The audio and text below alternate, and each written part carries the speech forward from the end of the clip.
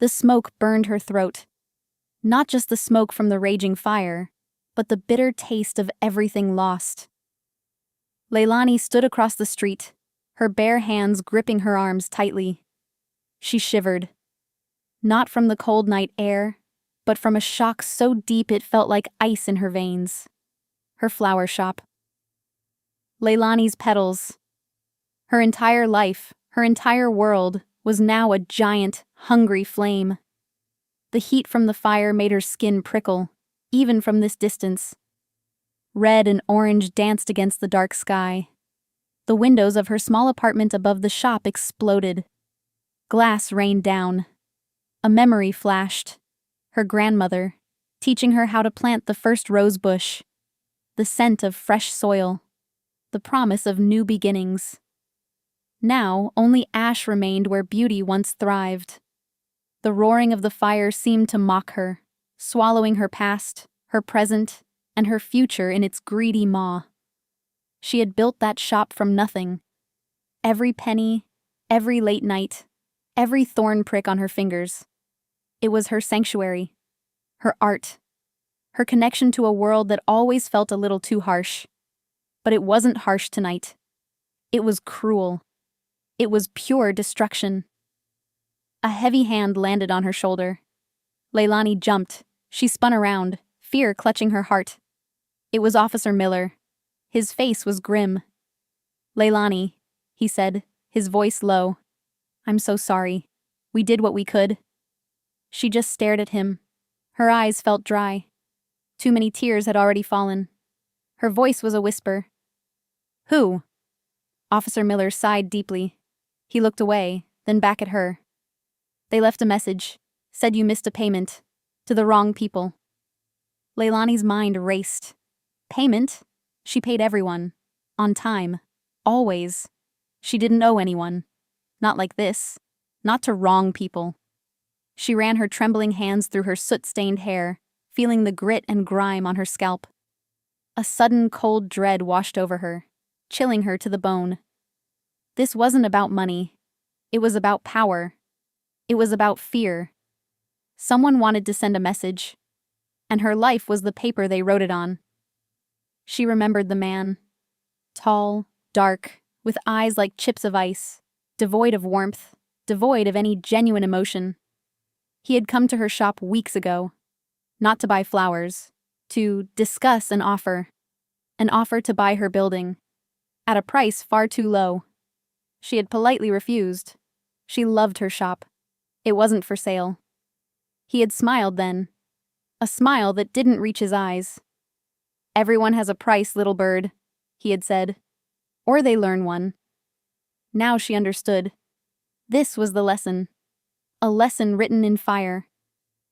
Officer Miller put his hand on her arm again, a gesture of quiet comfort. "You can't stay here. The building isn't safe. And it's not just the fire, Leilani. They meant what they said. You need to be careful. Very careful." Careful? She had nothing left to protect. No home. No business. No dreams. Only the clothes on her back, now reeking of smoke and utter loss.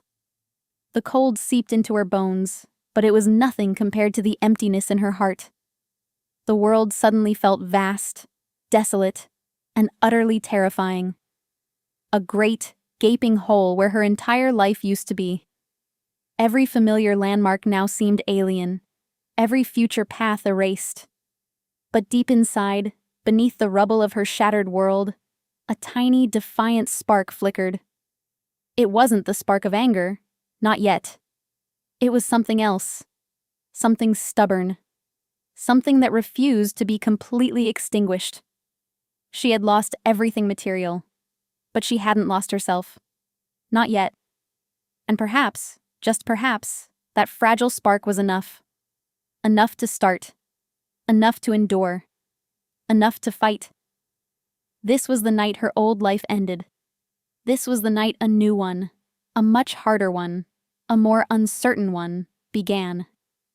She didn't know it then, standing there amidst the ruin, but this fire, this destruction, was also forging something within her. something strong enough to face the darkness that had taken everything. Strong enough to maybe, one day, even shine a light back into that darkness.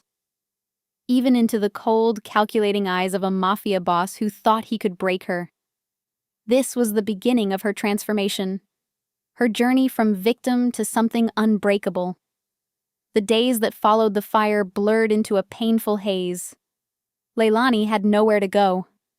Officer Miller had helped her find a bed in a local women's shelter, a place filled with hushed whispers and the scent of stale coffee. It was clean, safe, but utterly soulless. It wasn't home. Nothing was home anymore. Each morning she woke up with a hollow ache in her chest, the ghost of smoke still in her nostrils. She walked the streets, a phantom in her own city, watching people rush by, living their normal lives, oblivious to the gaping wound in her world. Her savings were almost gone. What little insurance she had wouldn't cover the true value of her loss, let alone provide enough to rebuild. Every door seemed to close in her face. The banks, the landlords, the suppliers she had worked with for years. They all saw the news reports, heard the whispers. A woman targeted by the wrong people was bad for business. No one wanted to get involved. Fear, Leilani realized, was a powerful currency. More powerful than any money. One cold, wet afternoon, driven by a desperate need for a job, any job, she found herself walking past a sprawling, imposing mansion. It stood behind a high, wrought-iron fence, its dark stone walls casting long shadows even in the daylight. It looked like a fortress, silent and watchful. A few weeks ago, she wouldn't have given it a second glance. Now, with nothing left to lose, it caught her eye. She noticed a discreet, help wanted sign tucked behind a blooming rose bush near the heavy iron gates. It was for a gardener. A gardener. The irony wasn't lost on her. She, who had built a life around flowers, was now seeking work tending someone else's garden. But a faint hope flickered. This was what she knew. This was what she loved. Perhaps in this desolate landscape of her life, she could find a small patch of green. She pushed the heavy gate open. It creaked, a loud sound in the otherwise silent afternoon. The driveway was long, winding through perfectly manicured lawns. When she reached the massive front door, she hesitated. This place screamed wealth, power, and something else. Something cold and uninviting. But the rain was starting to fall harder, and the chill was seeping into her bones. She took a deep breath and rang the doorbell. A stern-faced housekeeper, her hair pulled back in a tight bun, opened the door. Her eyes, sharp and assessing, swept over Leilani's damp, worn clothes. "Yes?" she asked, her voice clipped. I saw the sign," Leilani began, trying to keep her voice steady. "For the gardener position." The housekeeper's expression didn't change.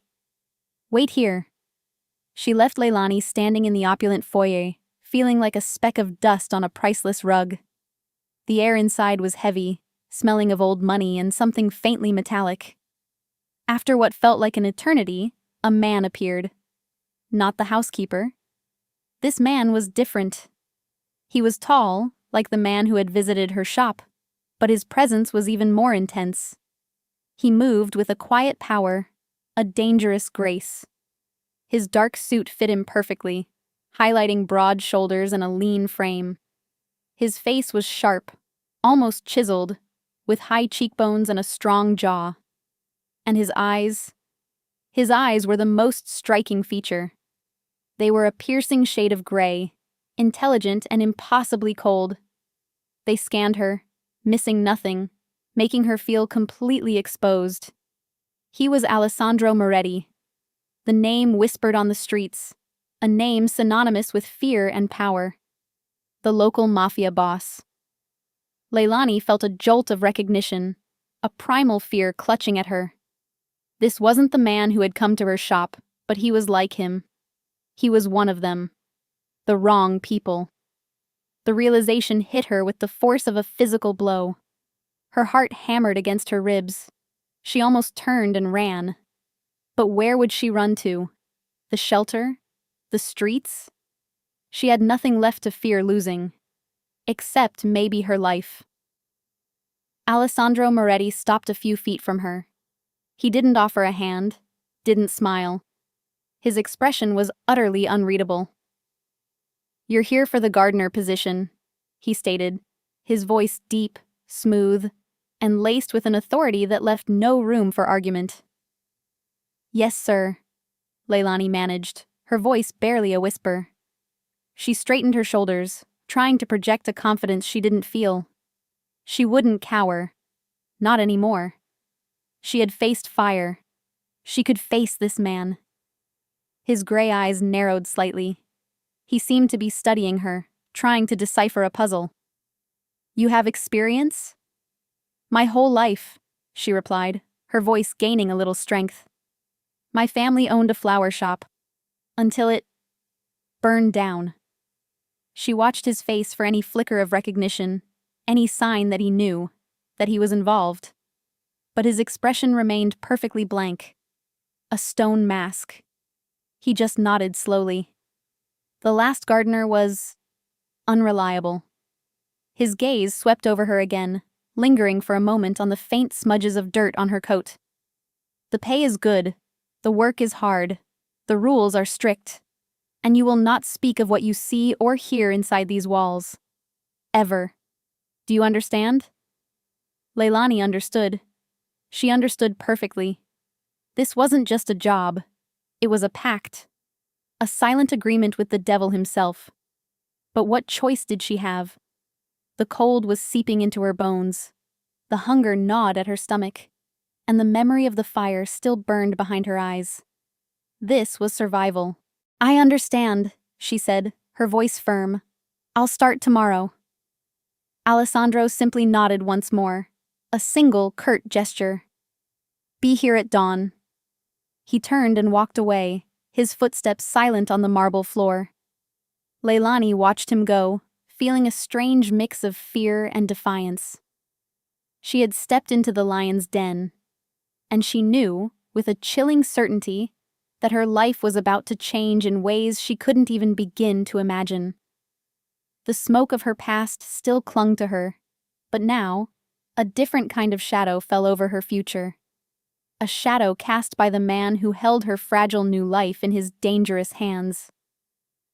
Leilani arrived at the mansion at dawn the next morning. The air was crisp and cool.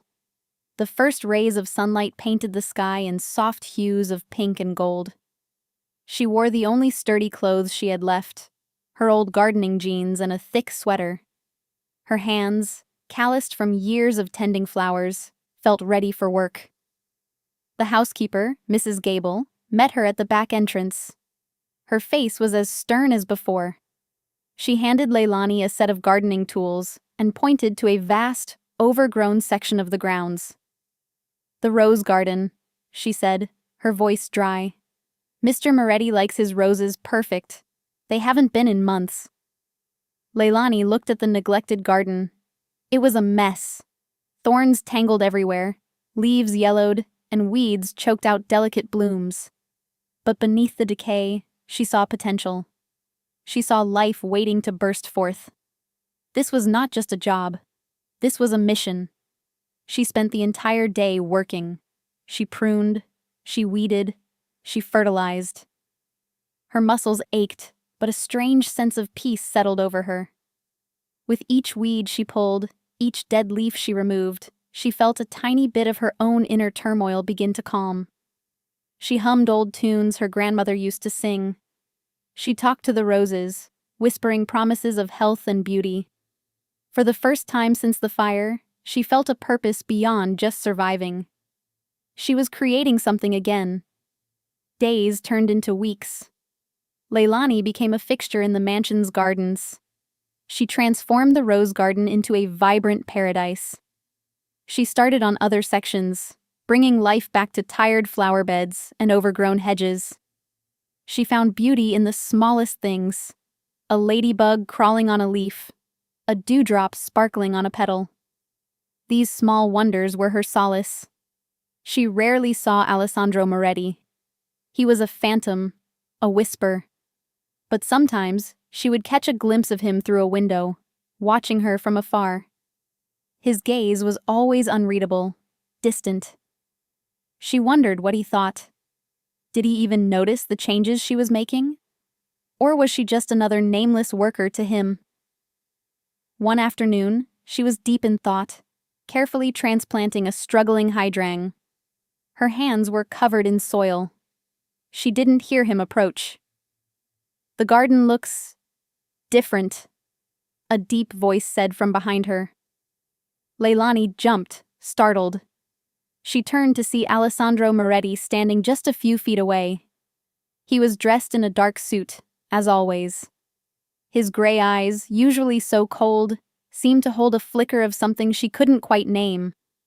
Curiosity? Surprise? "Good different, I hope, sir," Leilani replied, trying to sound calm despite her racing heart. She wiped her hands on her jeans, feeling a little self-conscious about her appearance. He walked closer, stopping beside a newly vibrant rose bush. He reached out a hand, his long fingers gently touching a crimson petal. It used to be barren, like a graveyard. He didn't look at her as he spoke. Now it breathes. Leilani watched him. His touch was surprisingly delicate for such a powerful man. "Gardens are like people, Mr. Moretti," she said softly. "They need care, attention. Sometimes they just need someone to believe they can bloom again, even when they look dead." He finally turned his gaze to her. His eyes held hers. The intensity was almost too much. "Do you believe everyone can bloom again, Leilani?" he asked, his voice low, almost a challenge. Leilani thought of her own ruined life, her burned shop, her shattered dreams. "I have to," she said, her voice firm. "Otherwise, what's the point of anything? If we can't believe in second chances, in growth, then we're all just waiting to wither." A beat of silence hung between them.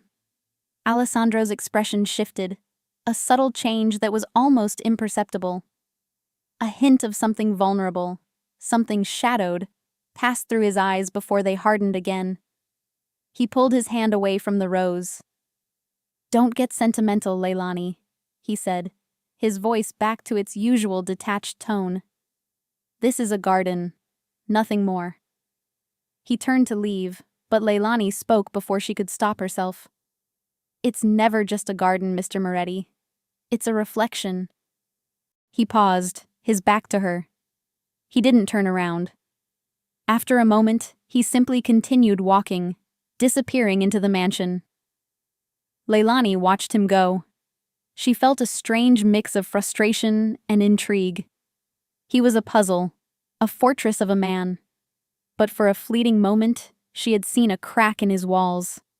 A glimpse of something deeper, something hurt. She knelt back down, picking up her trowel. Her hands found the soil again. The warmth of the sun was on her back. She knew this was a dangerous place to be, working for a man like Alessandro Moretti. But she also felt a strange connection to the neglected beauty around her, and to the silent, solitary man who walked among shadows. She had lost everything, but perhaps, in this unexpected place, she was beginning to find a new kind of purpose. One tiny seed at a time. The garden was healing, and perhaps, so was she. And perhaps, just perhaps, she could help heal more than just plants. The subtle shift in their dynamic began to grow. Alessandro, once a distant shadow, started to appear more frequently in the gardens. He would watch Leilani work, sometimes for long stretches, saying nothing. Leilani, in turn, stopped jumping every time he appeared. She began to see him not just as the powerful boss, but as a man burdened by something heavy, hidden behind those cold gray eyes. One evening, a storm raged outside. Thunder cracked, and rain hammered against the windows. Leilani was just finishing up, bringing her tools in from a temporary shed, when she saw him in the library. He was sitting in a large armchair, a half-empty glass of amber liquid in his hand. The room was dark, lit only by a faint lamp. He looked tired, vulnerable in a way she hadn't seen before. Hesitantly, she approached the open door. "Mr. Moretti?" He looked up, startled, his usual guard momentarily down. "Leilani, what are you doing here?" "Just putting away the tools, sir. The storm came on fast." She paused, then took a step inside. "Are you all right?" A flicker of annoyance crossed his face, quickly replaced by his usual impassive mask. "I'm fine." He took a sip of his drink. "You shouldn't be concerned with me." "Everyone deserves someone to be concerned for them," Leilani said softly, pulling up a small, empty chair opposite him. She knew it was bold, dangerous even. But something compelled her. "Even you." He scoffed, a dry, humorless sound. "You know nothing about me." "I know you like your roses perfect," she countered gently. "And I know you carry something heavy. I see it in your eyes." She thought of the man who had come to her shop, the one who had taken everything. Was Alessandro like him? Or was there more to him? He stared at her, his expression a complex mix of anger and something she couldn't quite decipher. Perhaps surprised that someone dared to speak to him this way. "And what do you carry, Leilani?" he asked, his voice low, challenging. "What burden makes a woman take a job for a man like me?" Leilani didn't flinch. "I carry the ashes of my old life," she said, her voice steady. "And the hope of building something new. Even if it's just a garden for someone else." She looked around the opulent, yet somehow empty room. "Do you ever wonder what it's like to build something beautiful with your own hands, Mr. Moretti?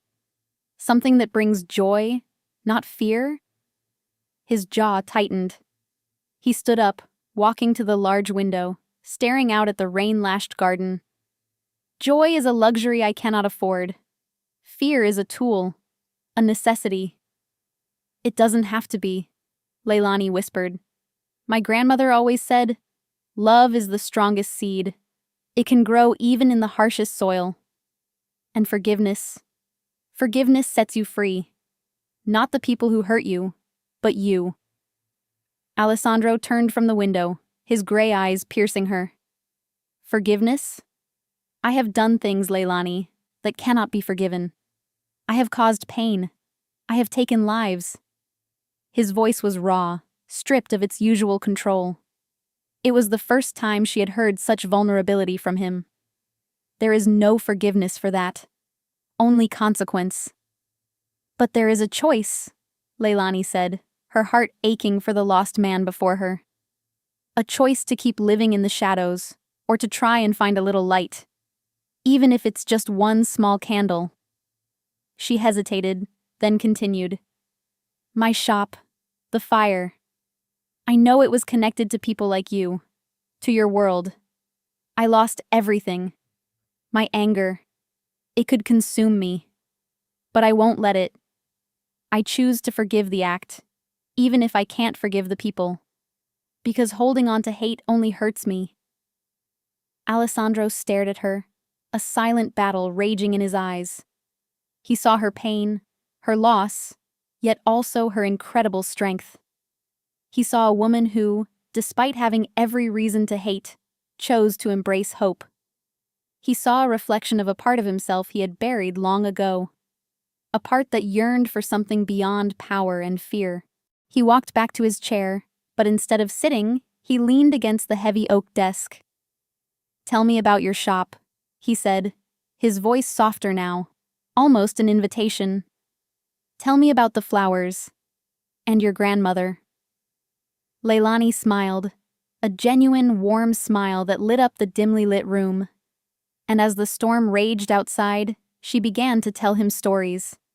Stories of vibrant roses and delicate lilies, of wedding bouquets and funeral wreaths. Stories of a life built on love, beauty, and the quiet magic of growing things. She spoke of her grandmother's wisdom, of her gentle hands, and her unwavering belief in kindness. As she spoke, Alessandro listened. He didn't interrupt.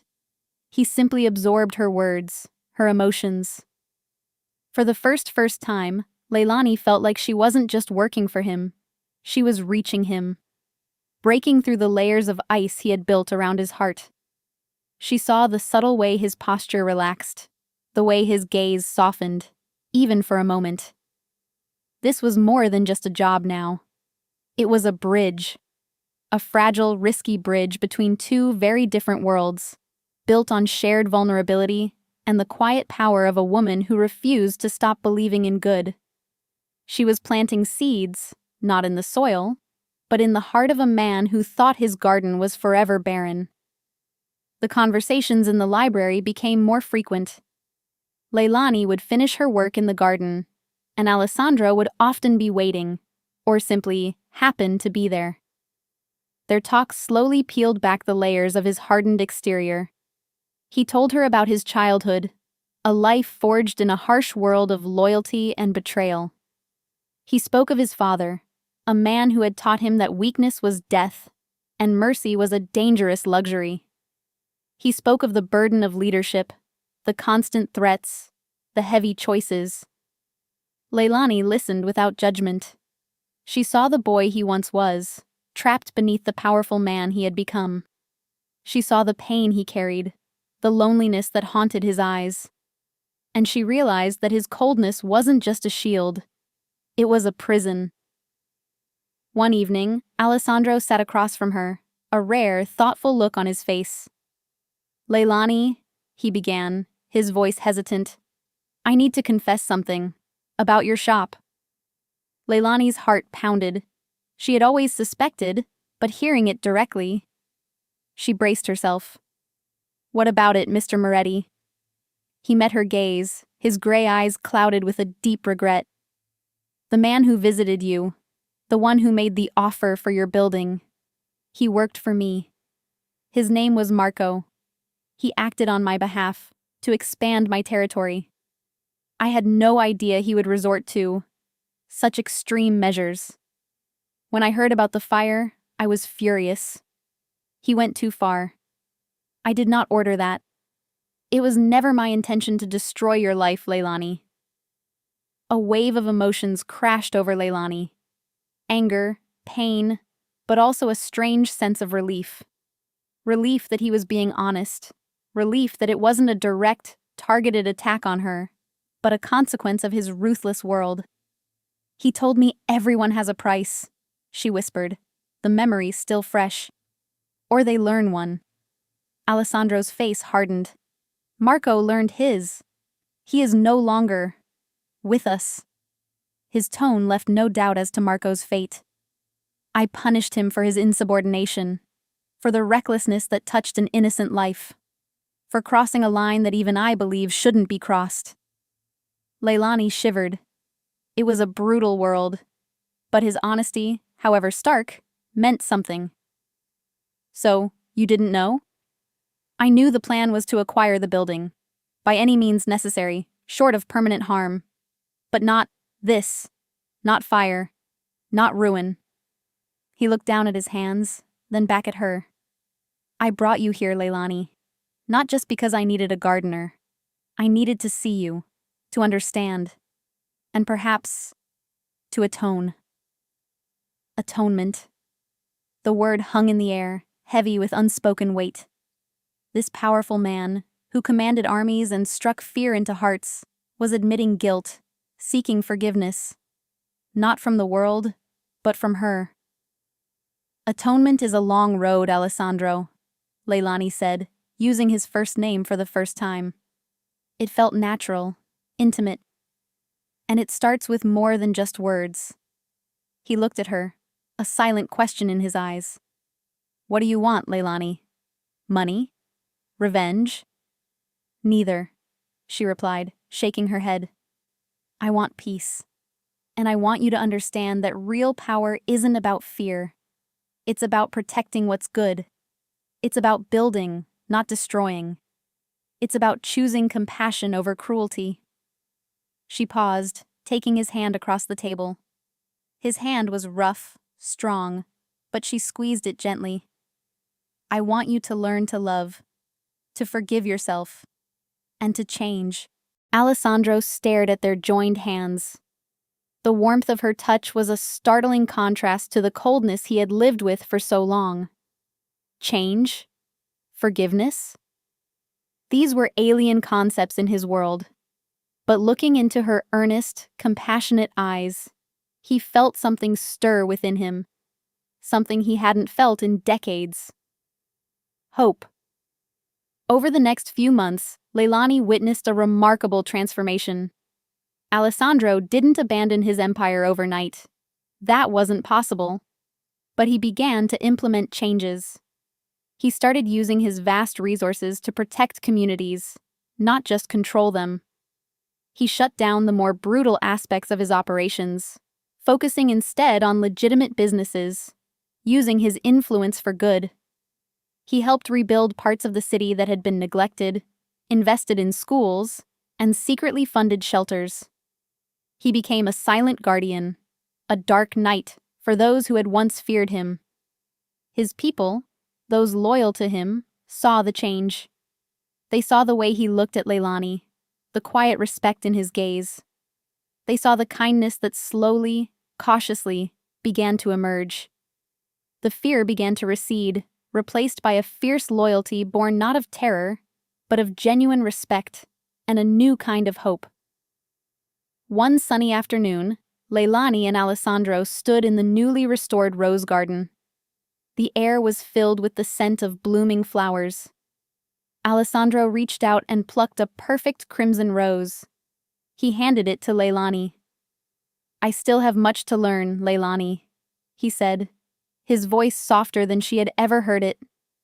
But you taught me that even the most damaged garden can bloom again. You taught me about love, about forgiveness. He took her hand, his gaze meeting hers. You taught me to choose light over shadow, and I want to choose that light, with you, for the rest of my life. Leilani's eyes filled with tears, but these were tears of joy. She saw not the Mafia boss, but the man beneath, transformed by love and the belief in second chances. Then let's bloom together, Alessandro, she whispered, squeezing his hand.